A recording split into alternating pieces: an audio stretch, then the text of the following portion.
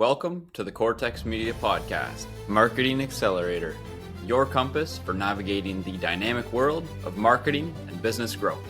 I'm Korson Schmidt, founder of Kortex Media.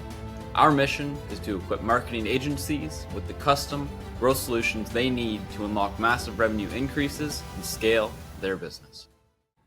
Hey guys, welcome back to the Kortex Media Podcast. Today, we're joined by Zacharias Wray, the CEO of Roaring Business, an agency that's redefining growth partnerships with a diagnostic approach and a deep commitment to team culture. Zach's journey is anything but conventional, starting from a ministry background to leading a thriving marketing agency. We'll explore how his unique perspective on team well-being fuels success and sustainable growth. Get ready for an insightful conversation that goes beyond traditional marketing strategies. Zach, welcome to the show. Korson, man, thank you so much for having me. I really appreciate it.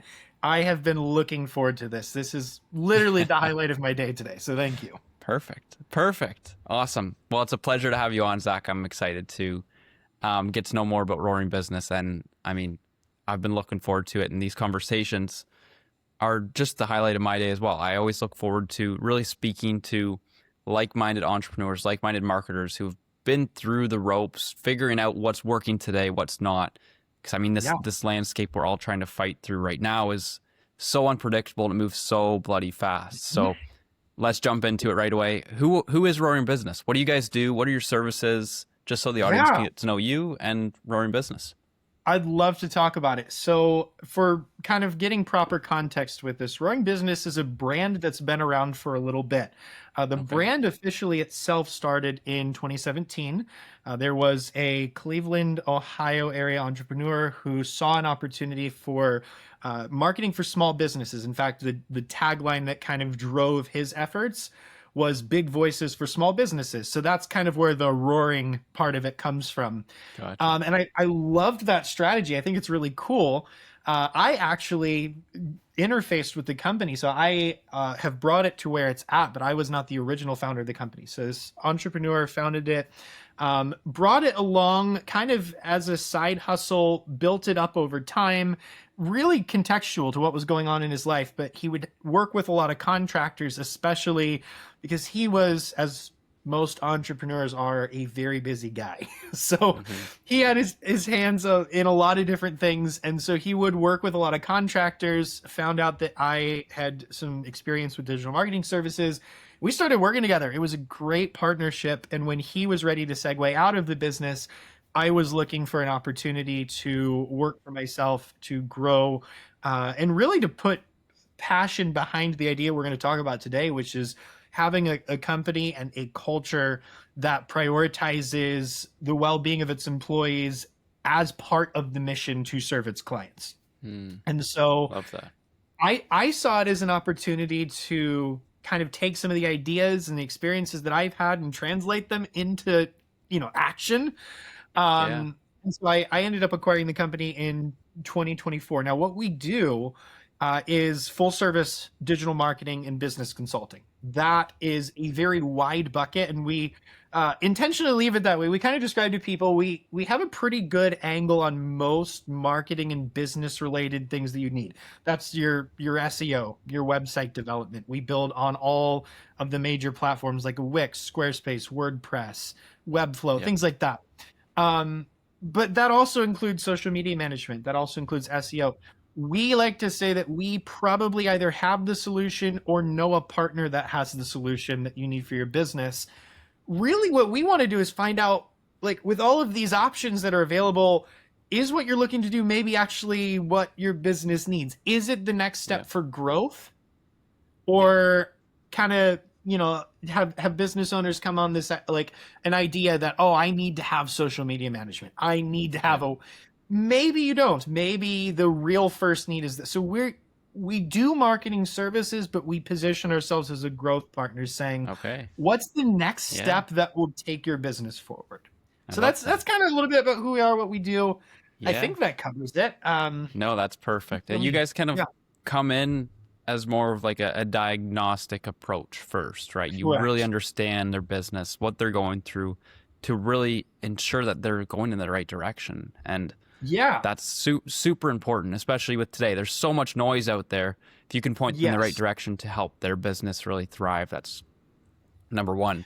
I want to Exactly. dive into some web stuff later in the conversation because there's a Go lot for of yeah. new things coming out with web stuff. But Yes. just to kind of get a better understanding on your diagnostic approach on how you work with businesses, do you mind taking us through a quick case study on how you guys have helped one specific client get their specific goal that they were looking for?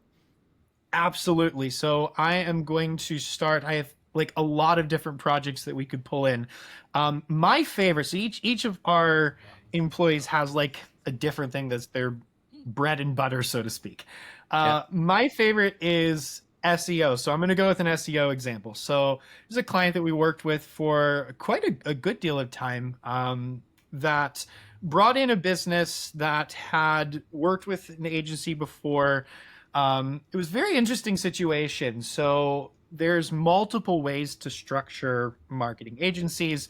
There's multiple different ways that people structure their packages, their plans, and stuff like that. This particular agency had really, really low like monthly retainer fees.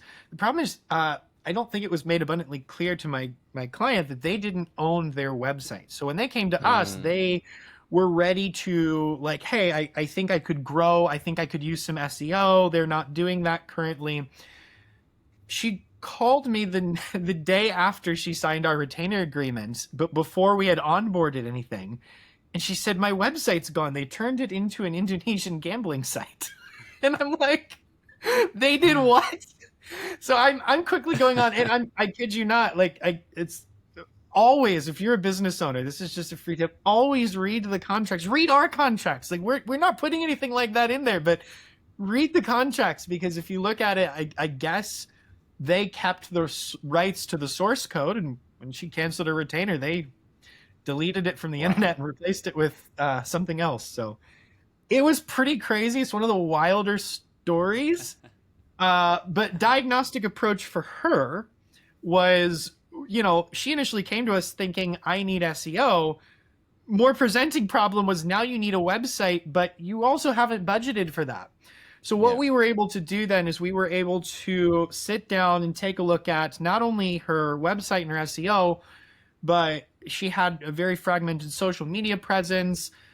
She had a lot of keywords. They were in the 50 to 100s range. So it was a case of like a little bit of everything. And so that's what we did. We got her on a monthly retainer plan. We were able to build her a new website. We were able to work on a little bit of SEO, a little bit of cleaning up online presence, a little bit of like NAP citation, if anybody's like name, address, phone number. It was wildly inconsistent across the internet. So like these were little things, but probably would be their own package for most marketing agencies. Yeah. Instead of stacking those, we worked with her to identify the first three needs, which are, you need your keywords to appear so you can get more business. You need a website so that like people can actually interact with you. And then you need to probably have more consistency as to how they're calling. So those are the first three steps. And once we identified them, we built time into our retainer for each of those small little things, rather than trying to like nickel and dime and like, well, that requires our platinum package, which needs that. We don't do that. We sat down with her. We figured out what it would take for her to grow. And we got her to get like a ton of number one keyword positions for all kinds of different like geographical areas she was interested in. Got her to number one for lots of different keywords that were like longer tail keywords. Things that were, after 2 years, that goal shifted as to what was most important. And so we were able to successfully help her recover from what we call I guess it was a website hack. I mean, I've never seen somebody's entire site deleted and replaced before, but hey, something else to look out for out there, business owners. Make sure you have your rights to your website, right? Make sure you do. But identifying those first three steps it just brought a lot more calm to the situation, because it can be a measured approach. It doesn't need to be all at once. Just find the next three things. Yes, exactly. Focus on specifically what they need today, and fix that first. And a lot of entrepreneurs Alex Hormozy says this all the time. Sell them what they need, but implement sell them what they want, but implement what they need. And that is kind of what you need to do as an entrepreneur to really move their business forward. But sometimes those things do align for what they want and what they do need. And a lot of businesses don't have those aspects because they don't have that little custom tailored specific little niche thing that this business needs to really start moving forward. So I love the approach that you guys have of that diagnostic approach. Now, I know you're the SEO guy, so I want to dive into this question a little bit. Yeah. With websites out there today, there's a landscape, right? Lovable has started taking surface. Anti-gravity, Google's anti-gravity is a new thing now where you can build websites right from code using anti-gravity or Cursor, for example. But then there's also your regular web developers like Wix, like Squarespace, like WordPress, and all the above. And your experience and your profession for an SEO-driven business for an SEO-driven website that you really want those results, what seems to be the best go-to right now? Because I mean, anti-gravity, you build it from the code up. WordPress is still templatized. Lovable, I don't even know how you describe that. But in your experience, it's break such that down a for question, and my answer is probably going to frustrate you a bit. So, in true RBGS, that's our acronym, in true RBGS fashion, it's a little bit of a both and. So, if you ask me which web platform do we prefer for the majority of our clients, we're going to tell you Wix. Now, I say this like right off the bat. We're a partner with Wix. We're also a partner with Squarespace. What I find is that for a lot of let me back up. We started, like I mentioned, in small business sector. Yeah. And for a lot of our clients that are small to medium-sized businesses, that's all that they need, right? And I feel like with however many options there are for completely AI-generated websites, which I think really excites clients, but then it frustrates them because they can't get that one element to do what they want it to do, or they launch it and like there's this one internal link that's broken, and no matter how many times they prompt, they can't get it to be done. WordPress, obviously, I think is maybe the industry standard, and it's plug and play. So you can bring your own web builder, you can bring your own SEO plugins. But for a lot of clients, they don't want to be charged, $150, $200, $300 an hour for a developer to come in and fix their site every time they want to adjust their pricing, every time they want to, and if you've worked with any of the drag and drop builders in WordPress, they can be a little bit of a learning curve. So for most of our clients, we're going to tell them, look, if you are looking to build a website that you can at least maintain at least a pretty solid visual of on your own, you're going to want to go with something that's like a Squarespace or a Wix. It's got to be whatever meets that specific client's needs. I really think that there's a lot of potential with the AI generators. We caution people because I think it's close, but it's not quite there yet. You can do a lot, but there's still a bit of a learning curve. And I see this huge gap in the market as AI becomes more prevalent. You have your early adopters who could probably build a perfectly functioning website. They know how to prompt AI properly, but then they hand it off to the business owner that doesn't. And I feel like there's a little bit of a learning gap there still. So in time, I think that eventually those tools will become standard in every website workspace. But for right now, I still recommend to people, we actually take them through a couple of different builders and show them like, hey, here's some of the tools you'll probably be interacting with. Here's what the back end dashboard looks like. Wow. Which one looks more or less intimidating to you as a business owner? Like based on your knowledge of technology and interfaces. Like once again, we're trying to make it custom for them so that when we hand it off to them, they're not feeling like, oh my gosh, what have I got myself into? I can't even use this thing. It should be usable. So it's probably a frustrating answer because it's not this is the best platform. Well, just like anything, right? There's never going to be. There's never going to be a best platform. It's all going to be tailored to that specific individual using it and maybe trying to use it depending on what you're using, right? Yeah. Okay. Yeah. I It's appreciate very that just contextual, because, but those are two of our favorites that are not your, yeah. WordPress, like I said, is I think the standard. If we're getting most people, I feel like that are looking for a website have heard of it. Yeah. I think I love Wix's Studio Builder. It's so underrated. People have hated on them for years because I mean it was your traditional drag and drop, but their Yeah. ability for custom coding with, I think it's Velo is how you say it.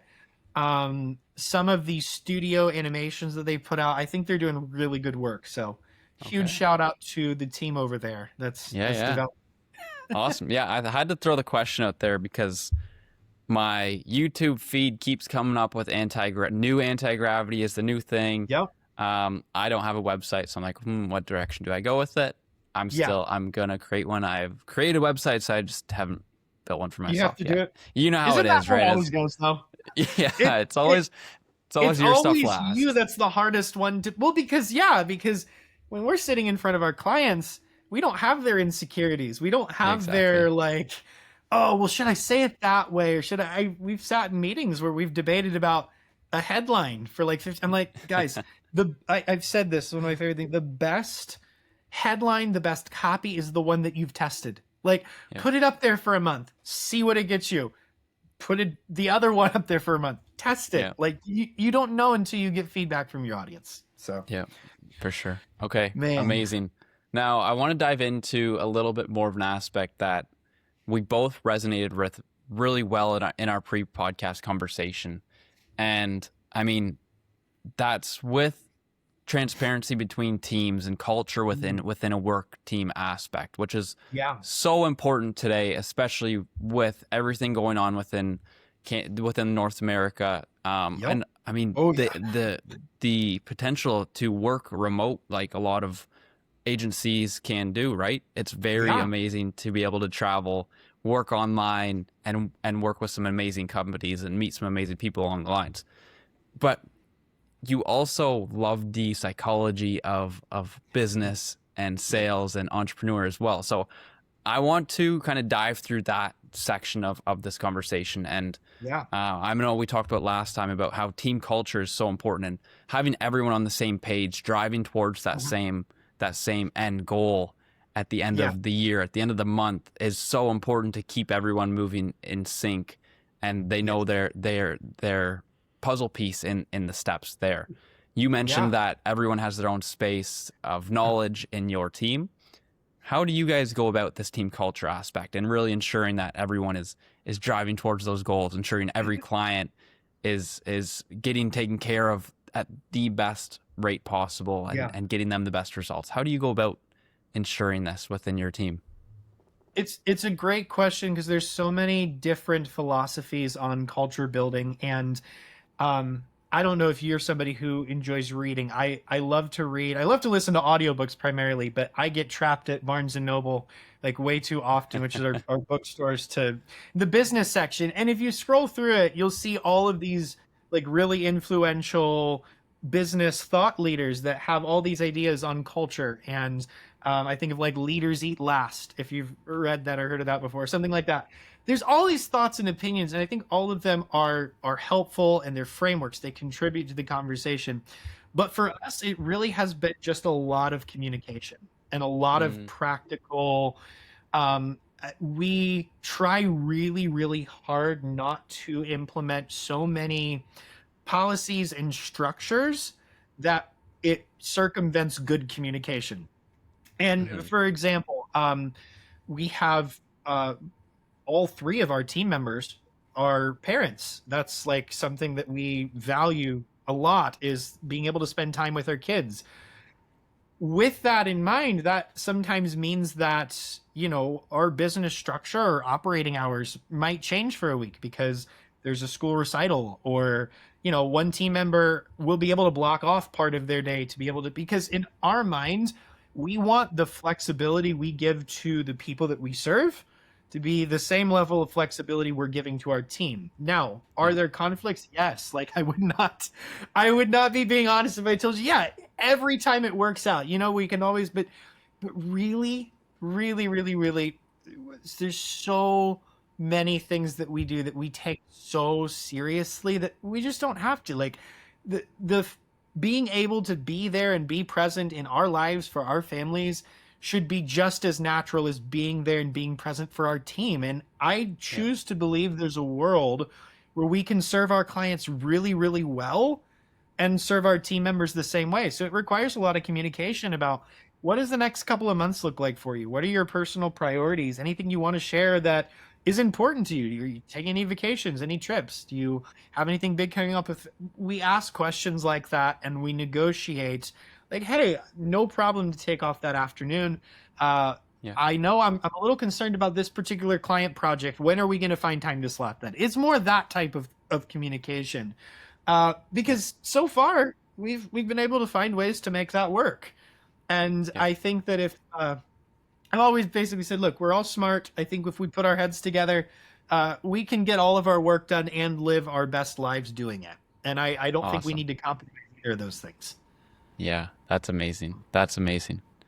Having like we're all super lucky to have the access to work online, work remotely, and work with the people that we do work with. Like me and you, without these laptops and technology, we wouldn't be able to have this conversation online today. So I mean, we're all lucky to do that and have a little bit more flexibility to give people the time off when they need it.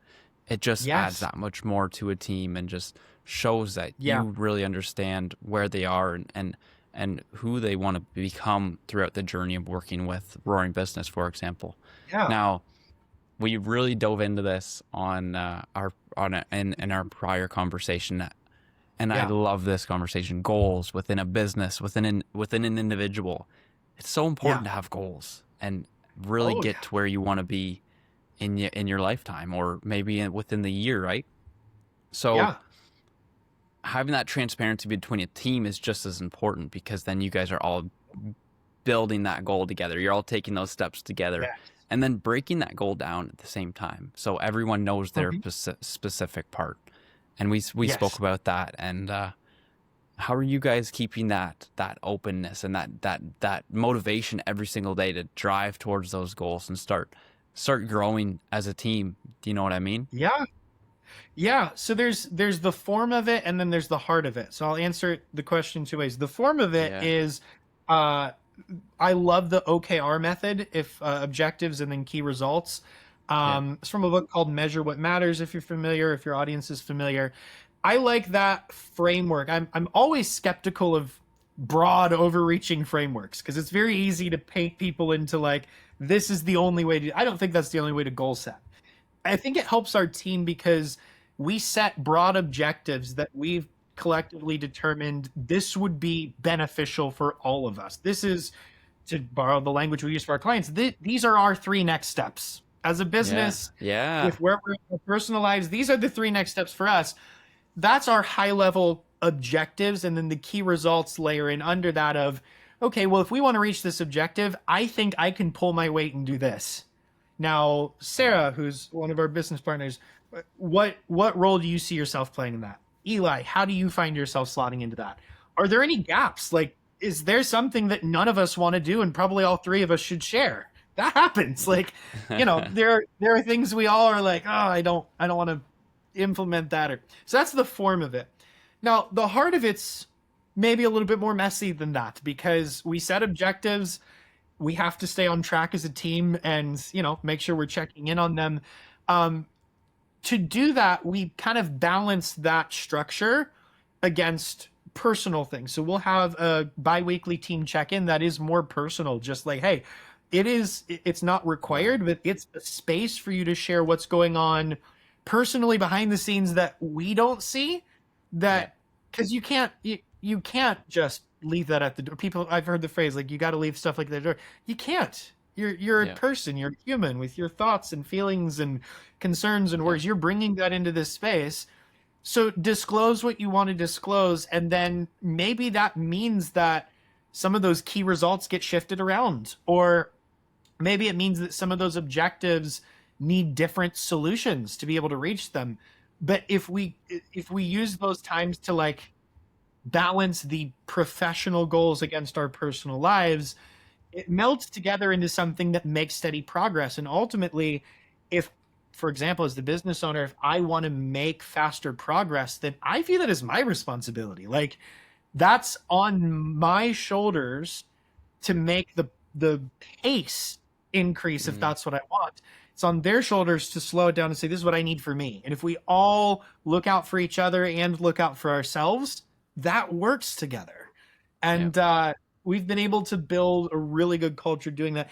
It does help that all three of us to this point, and I think one of the things we look for in the hiring process, have had experience being burnt out in a corporate role. Obviously not a requirement, but it helps because you take ownership for your piece then, because when you go from you must do this, this, this, and this, and even that's not good enough, to, hey, we want this job to work for you, you then become motivated to say, I want to put in my best effort because I love what I do.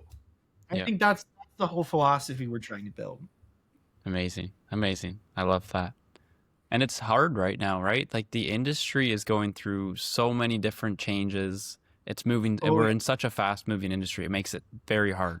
A lot of big disruptors out there. I mean, AI is the buzzword of the 20th century, I guess you can call it.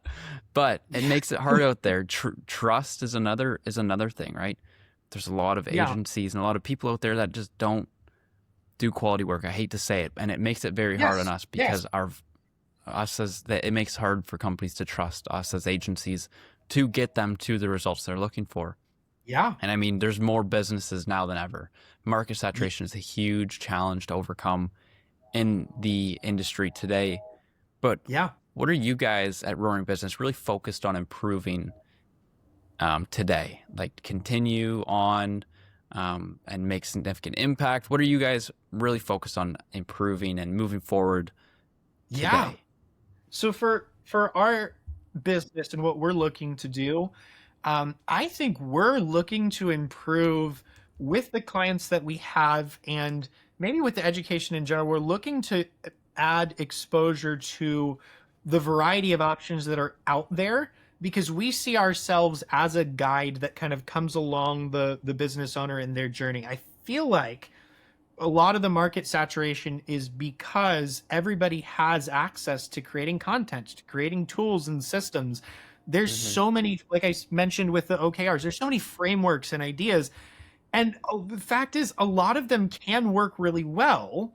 The question is which is best for their situation. So we want to lock in on the customization piece and essentially tell our clients, look, there are all of these options. I would love for my clients to know the differences between OKR goal setting and goal setting optimized around ROI, or goal setting optimized around, a productivity framework. Like, I want them to be able to know what options are available, because then they can pick the one that works for them. And I think that as we build relationships with them, they'd like to continue with us as we help them implement that. So I think we're just going to try to continue to hone in on making it custom to the client and making it custom to our team. I think that's what we've hit upon. Is market is saturated. There's a lot of good ideas out there, but they're just that. They're ideas. And if you kind of take it a la carte and try to string together this idea about SEO and this idea about web builders and this idea about socials, your strategy is going to feel really fragmented, and it's not going to hand off smoothly. Whereas if you have a team that's with you, helping you decide and say, this works well with that, you can marry this with that. And by the way, we'll implement this for you, depending on your needs and your desires, your budget. That empowers them to make decisions that are informed. And I think that's what we've hit on for market saturation. That's what we're going to focus on. Amazing. So we're 20 days into 2026. Is that your goal? Is that your goals for 2026? Is to really focus on bearing down on that, or what are some of the goals for 26? We're 20 days in. We're 20 days in. So we have really ambitious goals in terms of growing our team, because we found like such good camaraderie with our team, and just like our group chats are like, just the way we engage with each other is really fun. We want to be able to extend it because we view it as service to each other. Like, we've all experienced some really, really tough work environments. So for all of us, this is like, hey, we want to keep building each other up. We'd like to add more people. So a big goal is we'd like to add more people to our team. Like to add, I mean, every business wants to add more clients to the roster. I think for us, we're looking to add and focus on clients that are looking for a team to come in and help them sort through the chaos of options and then build a full end-to-end marketing plan. We're still transitioning from, like I said, a business model that prioritized small business to a business model that can prioritize custom results for any size business. And so with that, we serve a lot of small clients. We serve a lot of medium-sized clients. We have a couple of clients that are enterprise level clients. One of our favorite accounts that we work on, the brand was part of an initial Fortune 500 brand. So like we have such a wide range that our goals are expanding the top end of that. We'd love to work with 2 or 3 more companies that would allow us to come in that would say, look, we've tried this, we've tried that, but none of it's unified. How do we kind of connect all of this into something that really works? So team expanding, really honing in on maybe more full end-to-end strategies. And then I think in addition to those things, we really want to work to develop the existing client plans that we have from an education perspective, because you're right, there's so much that's changed. I mean, even in the last 2 years, and I feel like I'm not a huge fan. There's just so many models because everybody's trying to get their spin or their take noticed. We want to just cut through that and get to clarity of like, this is what we know actually works. This is what's theoretical and we can test to see if it works for you. And this is what's crazy and never do this. Like that's kind of, so those 3 things, like developing our current clients, adding to the full end-to-end scale. And then we want to grow our team. We want to invite more people to join this journey because I think it's really free. And that's what we're trying to build together. So amazing. I love that. I love the vision that you guys have built out and the team driving towards it, like we spoke about earlier. But we, as business owners, we all have challenges and we all have to overcome these challenges through our journeys as well. Today, what seems to be that those major challenges that are holding you guys back from those goals or just keeping you guys stuck in the mud? Do you know what I mean? How are you guys overcoming some of those challenges too? For sure. So that requires a lot of vulnerability, but we're happy to do that. So with our model that prioritizes, or at least attempts to prioritize equally, like internal, personal, and then client, I think that there is a little bit of tension that can arise with how do we prioritize? Sometimes it does come down to like, well, this meeting has to happen, but we also have life happening. I think what the biggest thing that holds our team back is really making our process as efficient as possible. Meaning if we were able to, one of the things we're doing to counteract that right now is implementing standard operating processes that we could train or hand to a contractor and it would make sense to them so that we can keep that tension alive. So if for some reason, like I said, we have 3 full-time team members, if all of us couldn't make a meeting, I would want to be able to have it so well documented that we could instruct somebody on how to do X, Y, or Z, and they could do it. We want to get that efficient with the what that we're doing, so that we can maybe more pursue the why we're doing it. To use another Simon Sinek reference, the start with why. We really want to make ourselves more efficient. And I think efficiency grows with time. It grows with trust. We're 2 years into this. From my ownership, Sarah joined me in June of 2024, so she's about 1.5 years. Eli joined us June 2025. So we're a very young team. That's what makes us excited because we think that as we get more efficient, this is only going to get better. So we're stoked. Awesome. I love that. And I'm excited to see you guys moving forward, roaring business and where it comes around the corner and in the coming years. I'm excited to see that happen. Yeah, I bet. Yeah. That's awesome. Okay. Now I know you got started in the entrepreneur game as a freelancer. And then kind of take over a full CEO role, which is, I mean, it's a big way jump. More than I thought it was, for the record. I was reflecting on that after the first year. I'm like, I have wanted this for probably about the past 5 years, where I really wrote it down. It was like, I'd like to own a business. I'd like to turn my experiences into something that can benefit other people.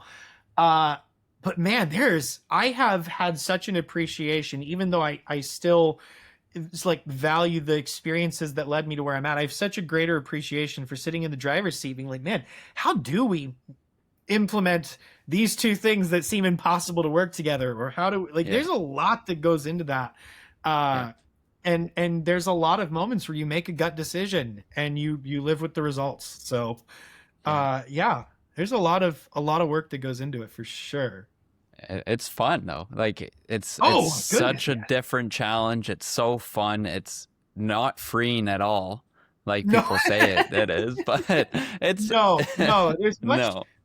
There's much less freedom than I thought there would be in the ways I thought there would be, but at the same time, there's also this exhilaration of what we're building, and I see now why there's such an emphasis on mission and culture and what you're driving towards.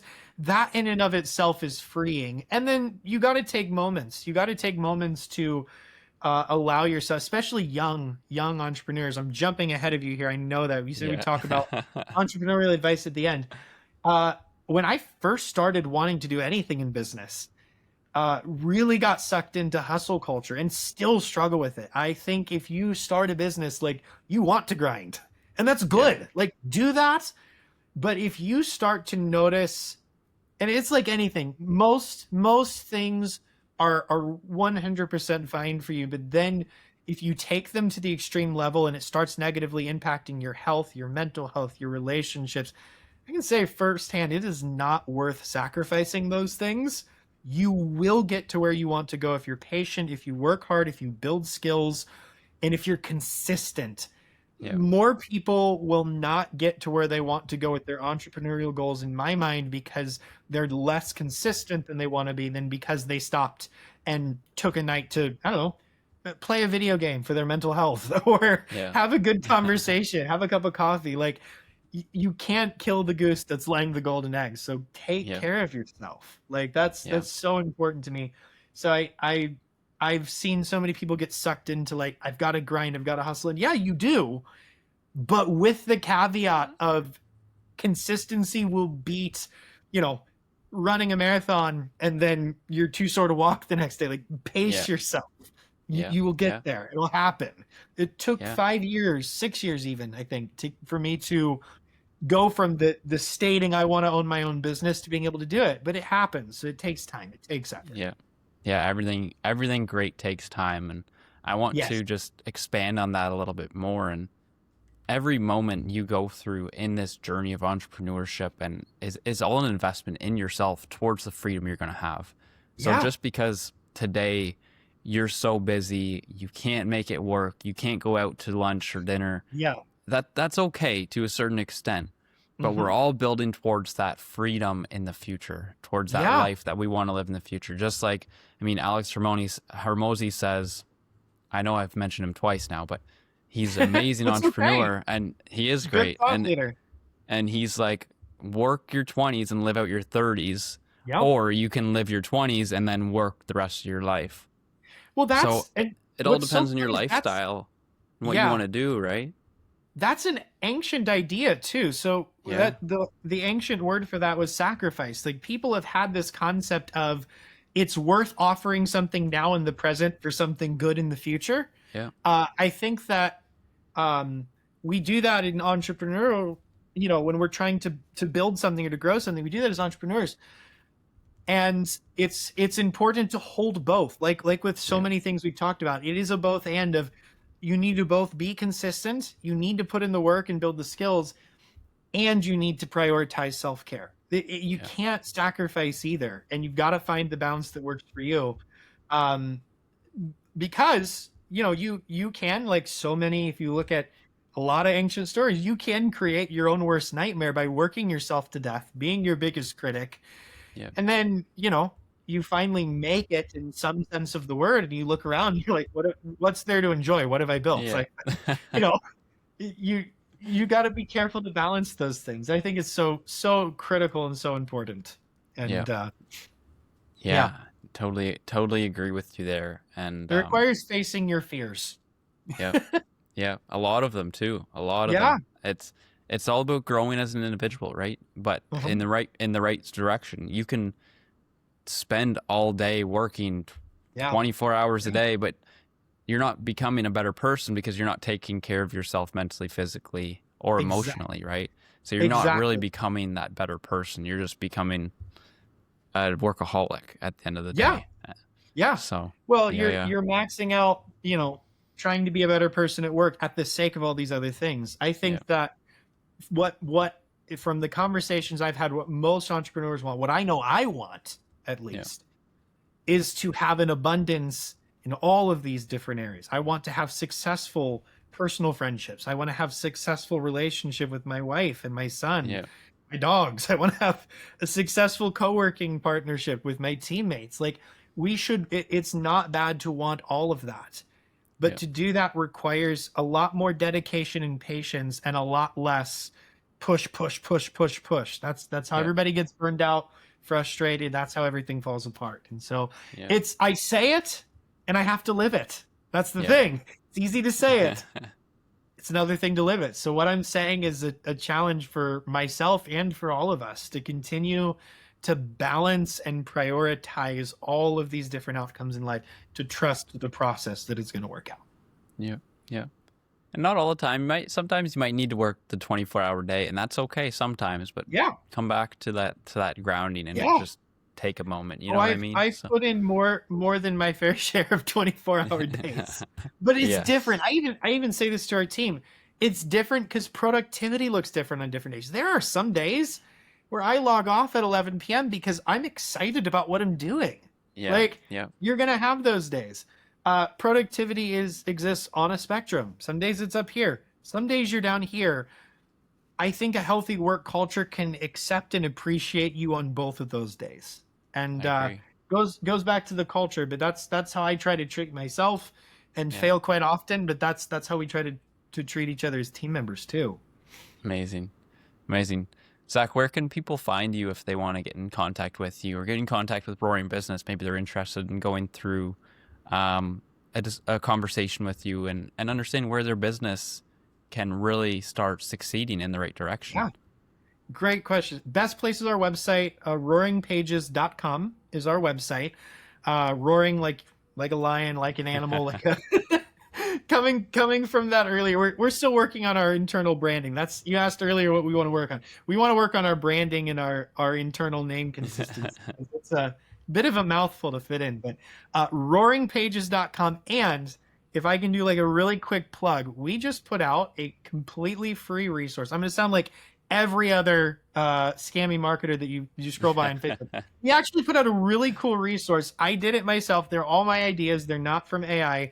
It's about a 45-minute long read. Like, I'm not even joking. This is a mini novel. I wrote down 52 of the most common things that we fix when we go into a new business. But like, these are things that the business owner really could do. Like, nothing we have in there is even medium to advanced level of web management. Wow. They're all simple little things that it's always like, oh yeah, I really know I should do that, but I haven't. We put 52 of them in there. We're challenging people to read the resource and to take one action item each week and implement it, with the idea that your business will be 52 steps ahead going into 2027 than it started the year with. And if you work with an agency like ours, we're going to be like, great, you have the entry level stuff done. We can talk about all these next level options now. So check it out. It's at roaringpages.com. If you click the resources tab in the top right, it's the very first blog post you'll see. We're pinning it up there so it stays for a while. I really think that would add value to your audience. Amazing. Yeah, I appreciate you sharing that. And I'll get a link from you and put it in the description as well, so people can just go ahead and click on that right away and find that resource. But Zach, it's been a pleasure. Thank you for joining me diving through Roaring, the industry today. And man, it's been a pleasure. Thank you. I love it, man. Thank you so much. Really appreciate this.